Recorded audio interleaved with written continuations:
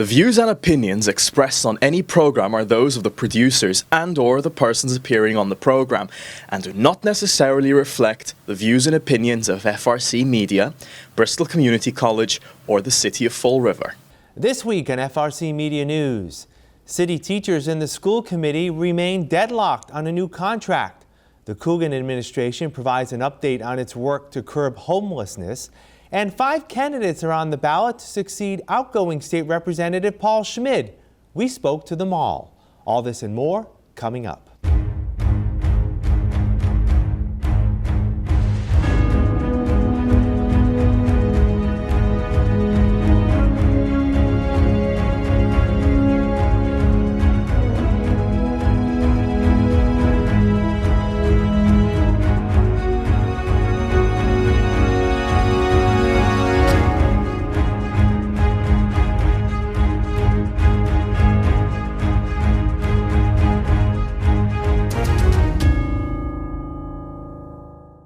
It's Thursday, October 24th, 2024. This is FRCMedia News. I'm Keith Tebow. The Fall River Educators Association and the school committee met again yesterday to negotiate a new 3-year contract. No progress was made toward an agreement. Teachers have been working since the beginning of the school year without a contract. The two sides are set to meet again on November 12th. The over 800-member union is seeking wage increases, which it says would put them on par with teachers in similar-sized communities in the state. The latest union proposal is based on teacher seniority. In year 1, it's looking for a 7% increase for lower-step teachers and an 8% raise for those on the higher levels. In years 2 and 3, the FREA seeks a 7% and 8.5% hike based on seniority. The city's latest proposal is 7% and 8% in year 1 and 5% for all levels in years 2 and 3. Members of the FREA rallied once again outside Durfee High School before Monday's school committee meeting. Durfee High School teacher Josh Lopater said the longer teachers work without a deal, the greater the wage disparity. When we first started bargaining, we were looking for a pay adjustment. We were looking to put ourselves on par with other nearby districts. And ever since we've started bargaining, other districts are starting to get contracts settled. We're seeing every week, it seems like there's another district, another local that's making some sort of agreement. And a lot of them are making big strides in their pay, which, good for them. They deserve it. But where does that leave us? It leaves us falling further and further behind. And so that's where the Salem chant came from. I mean, we just said the Salem chant. What did Salem get? 20%, right? That's around what they are trying to offer us now. But if every other school district in the state is getting 20%, we're going to need to get a pay adjustment again very soon. Cuss Middle School teacher Joseph Michael told the crowd without a new contract, the district will have a difficult time filling open teaching positions. I don't understand economics right now. Supply and demand. There's a demand in the city for teachers, and the only way to fill that demand is this sign. You need to pay more. Yes. I come from the middle school. Cuss Middle School right now, there are 3 science positions not filled. I'm doing double work, double duty. Why? Because I want to serve these kids. I was once those kids. But I do know the longer we go on, the more problems, chronic problems that this district has had are going to get solved. I advocate for getting what we deserve. Not a fair contract, an adjustment, a fair contract, a raise, an adjustment, whatever it takes. And that's why I'm here today. The union received support from Massachusetts Teachers Association President Max Page, who said with the increased financial investment the state has made in local school districts in recent years, teachers deserve to be better compensated. Now, some of it deserves to come to you for fair pay and benefits, which is good for you as individuals. It's also good for all educators in the future and all across the Commonwealth. So you should stand up for yourselves as you are. Do not ever be embarrassed about that. You are standing up for the decent, fair pay that you deserve. And when you do that, you improve it for all subsequent educators who come in here. You do it for all the students, because there won't be the kind of churn that you've experienced here. This is what you're doing. You're giving us a lesson in how to fight for yourselves and fight for the entire public education system. The school committee has not said much during the bargaining process, but member Kevin Aguiar indicated to the union that budget constraints limit how much the city can contribute to raises. This school committee, at least this member of the school committee, can only vote to give money that is available for the teachers and for the staff for raises. I am personally, and other members of this committee, are very dedicated to the teachers in this district. We have offered over $5 million in benefits and teacher raises to each and every one of this bargaining unit over the next 3 years. That's $5 million per year. With that being said, we're still $9 million off between what you're asking and what we're giving. Somebody came up earlier and said they needed a raise. Well, we offered 8% raise. That's $6,500 to that teacher that would have been getting paid that they don't get it. So we're still $9 million off. I don't know what people have been promised by the union or by anyone else, but this committee can only give you what we have. And right now we're doing the best we can, which is over $5 million a year. Also this week, the school committee received an update on the status of the cell phone ban in city's middle schools and Durfee High School. The program of locking away phones, earbuds, and smart watches during school hours began last week. The administration says the rollout has gone well, thanks in part to the months of planning and communication between staff and students and parents. Durfee's student delegate Brooke Tabikis provided an update from the students' perspective. She says generally the rollout has made a positive impact. I've heard a lot of positive feedback from students and teachers just on the fact that there's been more socialization with other kids.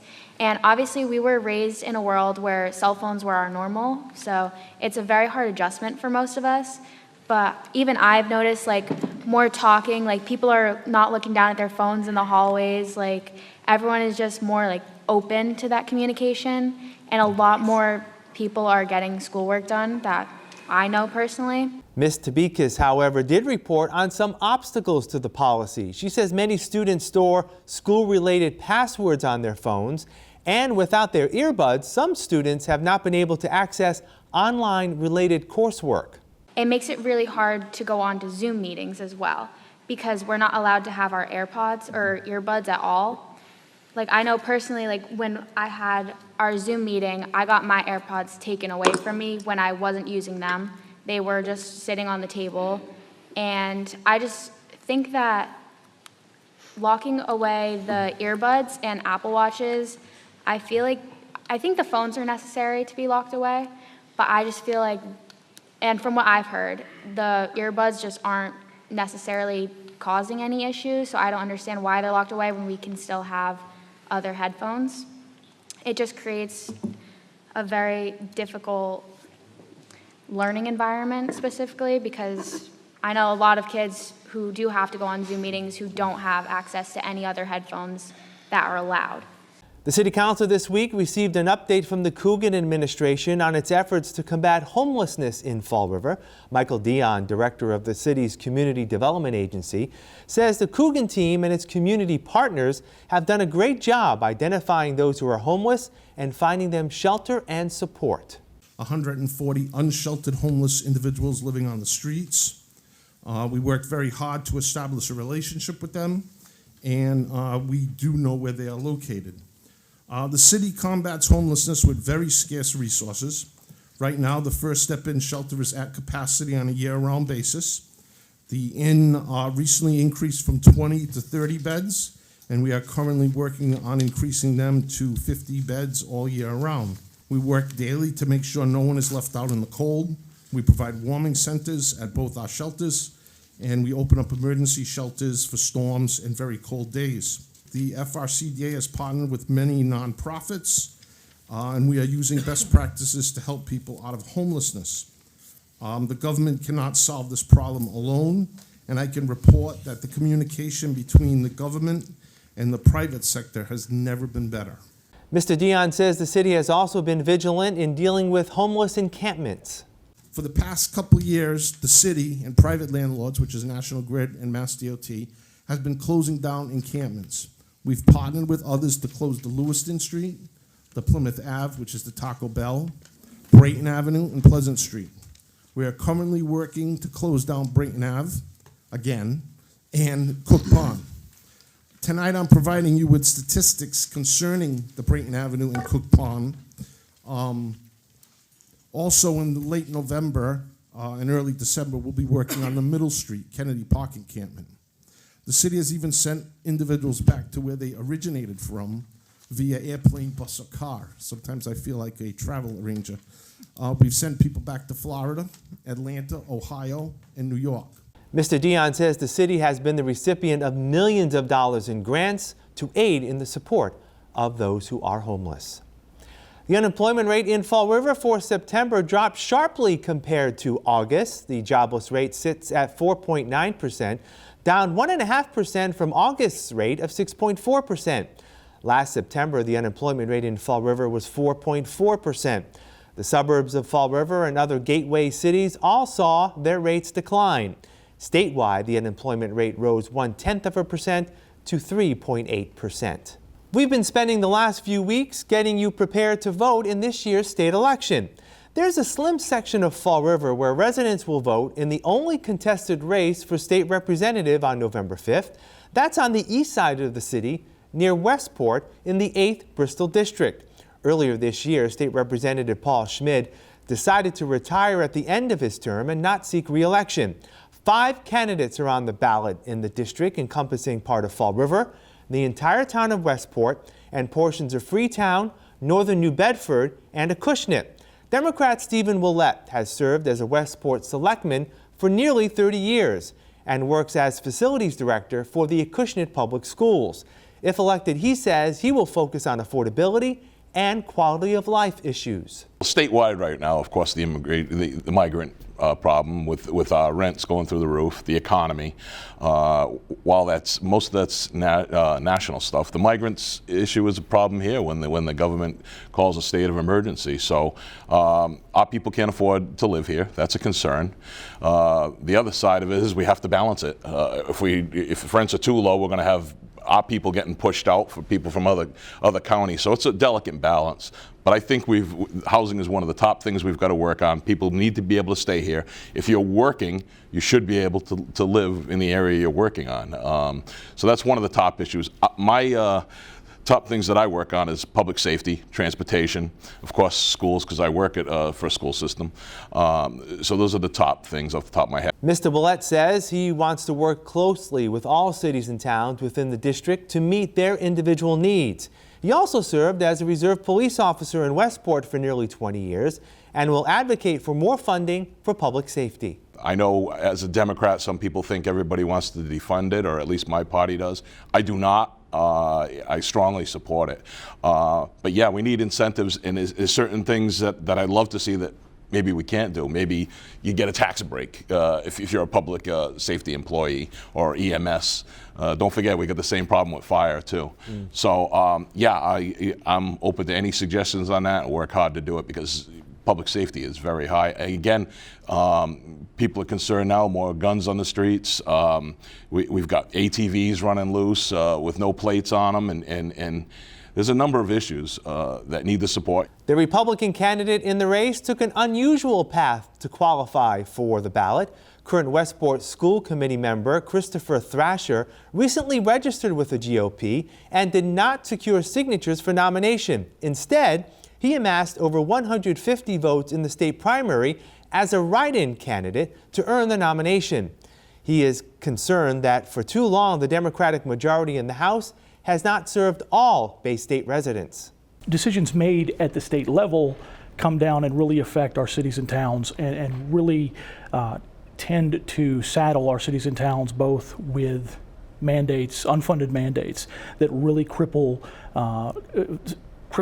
the municipal budgets. And seeing that really drives home the fact to me that there is a problem with a one-party supermajority on Beacon Hill. Yeah. And I earlier on this year was an unenrolled voter, and I chose to run on the Republican Party line because I see an opportunity for real problem solving to come up to the State House to try to reach across party lines and really solve some of the issues that really think are affecting everyday people in this district and across the entire Commonwealth. Mr. Thrasher says he too will look to make life more affordable for residents within the district. He also wants to keep a close eye on the impact offshore wind will have on the region. In terms of working with members of the local delegation, all Democrats, he feels there is room for compromise. At the end of the day, it's about coalition building. We may not agree on everything, but we could certainly come together to fix a problem, to work on anything that we have common ground over. And I think that when you're dealing, especially with somebody like Senator Roderick's, I've loved working with him on a town level, and it's. To me, the important thing is being willing to cross party lines. It's being willing to talk about anybody who wants to fix a problem, to talk with anybody who wants to fix a problem. And I think that's the key. That's something I've had a lot of experience doing, and it's something I want to continue doing up on Beacon Hill. The other candidates on the ballot are all running as independents. Westport attorney Laura Hadley is making her first run for office. She's driven to run to change what she says are some misguided policies coming from Boston. Because it really does depend on the issue, and having a dialogue between both sides of the aisle is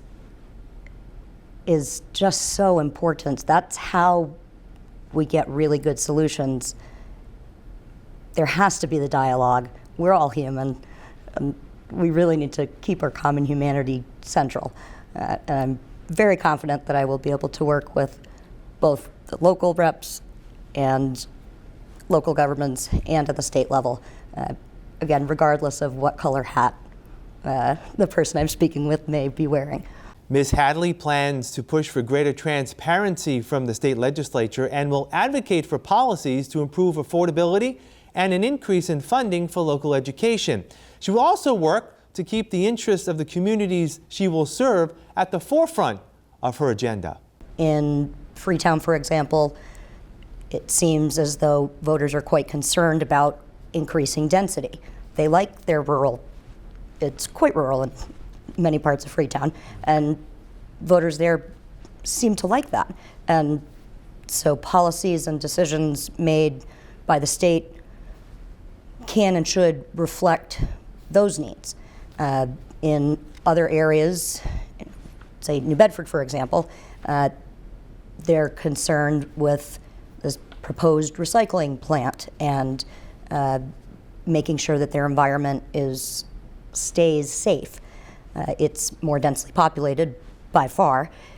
And again, listening to what the voters and what the residents want and need, and then making decisions based on that is really key. Manuel Soares Jr. has owned his own business in the South Coast for over 40 years. 2 years ago, he won a seat on the Westport Board of Selectmen. He says he wants to work on housing insecurity and helping those who are homeless. Growing up in Fall River, I never saw a homeless person until I went to college in Boston. Then I saw homelessness.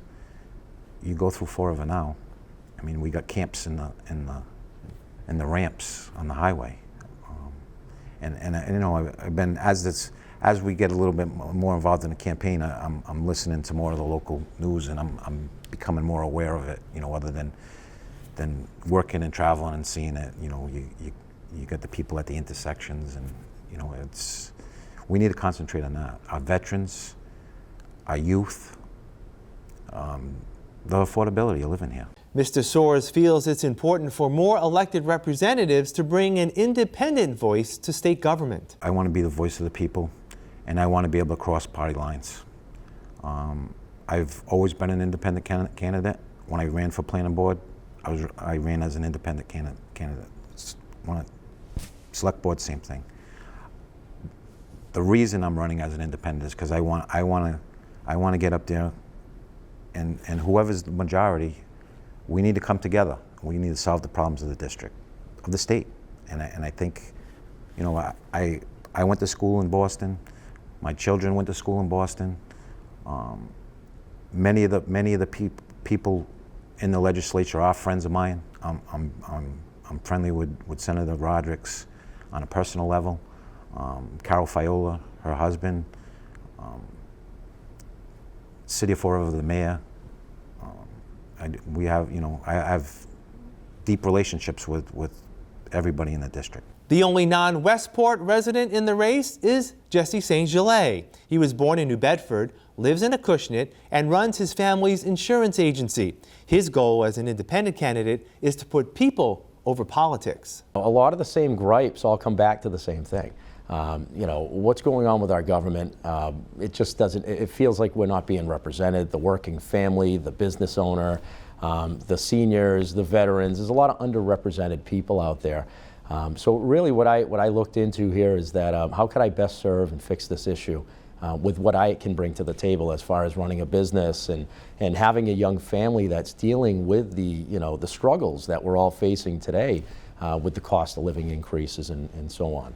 Mr. St. Gelais says if elected, he will keep an open dialogue with officials in the 5 communities he represents. He also wants to work on ensuring the cities and towns receive adequate funding from the state. Local aid is huge, right? And when you look at how these towns and cities are struggling to try to make ends meet, there's not a lot of aid coming back from the government. We have to make sure that we tackle that and grab that and get that back here, so that way we have some working capital to fund these programs. You can't fund everything on a grant, as you know, right? So we have to take care of that. Education is something. I know, for example, when I was sitting with Mayor Coogan out here, busing students, the inequities of, basically the funding that we're not getting as far as, some students that go to regional schools versus public schools. It's inequitable as far as the funding formula on that. And, what happens then is that if we're not getting enough funding for the students that attend the public schools, well, they're going to be looking at the taxpayers in their residential tax or commercial tax. We'll have more FRC Media News after this. Here are some job descriptions on the latest hot jobs list from the Mass Hire Fall River Career Center. Office Administrator, Innovative Defense Technologies, located at 456 Bedford Street, seeks a full-time office administrator, responsible for welcoming and directing visitors, coordinating meetings and appointments, and performing clerical tasks. Job number 216-24152. Retail Sales Associate. Harbor Freight Tools, located at 35 Mariano Bishop Boulevard, is seeking a part-time retail sales associate, responsible for assisting customers and processing purchases and returns. Job number 216-32814. Overhead Welder. Whirlpool Corporation, located at 88 Current Road, is looking for a full-time overhead welder, responsible for operating and tending overhead welding machines to produce weldments. Job number 216-20688. Barista. Starbucks, located at 800 William S. Canning Boulevard, is looking for a full-time barista. For more information, call 774-309-5923. Family Service Association, located at 101 Rock Street, has an immediate need for the following full and part-time positions. Legal Assistant, job number 216-32406. Assistant Group Leader, job number 216-26948. For more information about these or other positions, visit Mass Hire JobQuest at jobquest.dcs.eol.mass.gov or call the Mass Hire Fall River Career Center at 508-730-5000. Welcome back. We're continuing our look at what voters can expect to see on the November 5th ballot. That includes the 5 ballot questions. Tipped workers in Massachusetts, primarily those who work in restaurants, make a sub-minimum wage of $6.75 an hour. When a worker fails to make an hourly wage equal to at least $15, the restaurant must make up the difference. Question 5 would incrementally raise the sub-minimum wage for tip workers until January 1st, 2029, when it would meet the state's minimum wage. At that time, employers would also have the option to leave tipping the way it is or to pool tips to share with all employees not typically eligible for tips. One Fair Wage is advocating voters to approve question 5. Spokesperson Grace McGovern says many states do not have a sub-minimum wage where workers are closer to making a livable wage. It's fair for workers who have been foregoing parts of their tip during nights where they make enough to make the full minimum wage. It's fair for consumers who have been tipping their restaurant workers and not knowing that it's actually a subsidy for the employee's labor cost. And finally, it's fair to the restaurant owners who are already paying one fair wage in the state. It really helps even the playing field across all of the restaurants in the state. I just think so minimum wages are an outdated system, and restaurant workers need more. They deserve dignity and respect. And I also think allowing for the administration of a tip pool encourages teamwork. It might not fit for every restaurant, but that's why it's not a mandate. It's just an allowance. So yeah, this bill really just promotes fairness across the board. Chris Cohan represents the Committee to Protect Tips, which asked voters to reject question 5. They claim that 90% of employees feel that if tips are reduced by mandating they make minimum wage, workers will earn less. He says similar laws passed elsewhere have been a disaster. Portland, Maine implemented this several years ago. It was such a disaster that bartenders and servers marched to City Hall and had it overturned. Last year, it was implemented in Washington, D.C. In the first year, 10% of workers have left the industry, either to move to a different state to work because it's so close to Southern Maryland and Northern Virginia, or they've been laid off. That number is just now over 10%. Most recent reports coming out of DC are showing 4,000 out of 30,000 tipped employee jobs gone. So again, you look at this, and the very people that are supposed to be helped are the ones that are saying, I don't want this. What is happening? Ms. McGovern says tipped workers who have come out against question 5 do not represent all tipped staff that could benefit from the passage of the initiative. There are absolutely people who the system currently works for, but there are way more people who the system doesn't work for. People who live in suburban areas and work at diners and whose customer bases are lower income and can't afford to tip as much. People whose menu prices are lower cost. And so when people tip as a percentage of the cheap beer or the French fries, the tips don't add up to as much. People who are, for whatever reason, unable to go into work on a Friday and Saturday night and stay until 3 a.m. and pay for that Uber home. There are all these different circumstances that make restaurant work, the fruitful restaurant work, inaccessible to some people. And we just, again, want to even the playing field.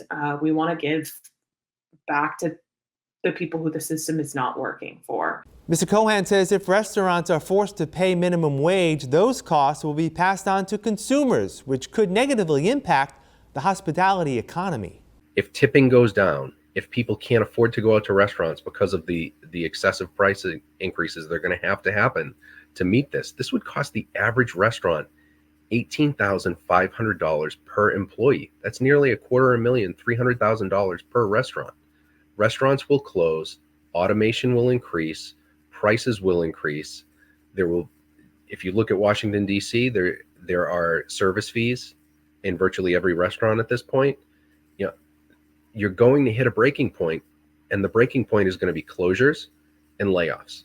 And that doesn't help anyone, because $15 an hour on 0 hours is still $0. That'll wrap up this edition of FRC Media News. Please visit our website, frmedia.org, for all the latest news and local information, and our special Election 2024 webpage. FRC Media News airs Thursdays at 6 p.m. and Fridays at 5:30 p.m. For all of us here at FRC Media News, I'm Keith Tebow. Have a great weekend. We'll see you next Thursday.